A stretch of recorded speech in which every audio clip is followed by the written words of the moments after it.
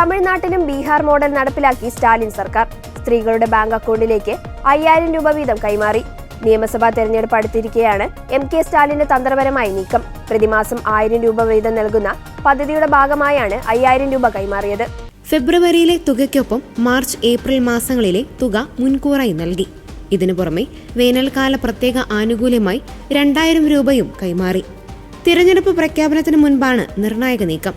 ആകെ 1.31 കോടി സ്ത്രീകൾക്ക് ആനുകൂല്യം ലഭിക്കും. പദ്ധതി തിരഞ്ഞെടുപ്പ് കാലത്ത് നിർത്തിവെക്കണമെന്ന് ആവശ്യം തിരഞ്ഞെടുപ്പ് കമ്മീഷന് മുന്നിൽ എത്തും മുൻപേ തുക കൈമാറിക്കൊണ്ടാണ് സ്റ്റാലിൻ സർക്കാരിന്റെ സുപ്രധാന നീക്കം. ബീഹാർ ഫലം വന്ന ദിവസം TDP ആനുകൂല്യങ്ങൾ നിർണായകമായെന്നും രാഷ്ട്രീയ പാർട്ടികൾക്ക് പാഠമായെന്നും സ്റ്റാലിൻ പറഞ്ഞിരുന്നു. അതേസമയം തിരഞ്ഞെടുപ്പ് ചൂണ്ടിക്കാട്ടി ആനുകൂല്യങ്ങൾ തടയാൻ ചിലർ ശ്രമിക്കുന്നതായി സ്റ്റാലിൻ ആരോപിച്ചു.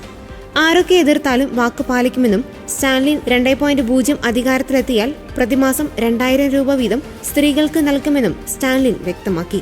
ഇന്ന് രാവിലെ എല്ലാ ഗുണഭോക്താക്കളുടെയും അക്കൗണ്ടിൽ പണം എത്തിയെന്നും സ്റ്റാലിൻ പറഞ്ഞു. AIADMKയുടെ തിരഞ്ഞെടുപ്പ് വാഗ്ദാനം വെട്ടാനാണ് സ്റ്റാലിന്റെ തുറപ്പുചീട്ട്.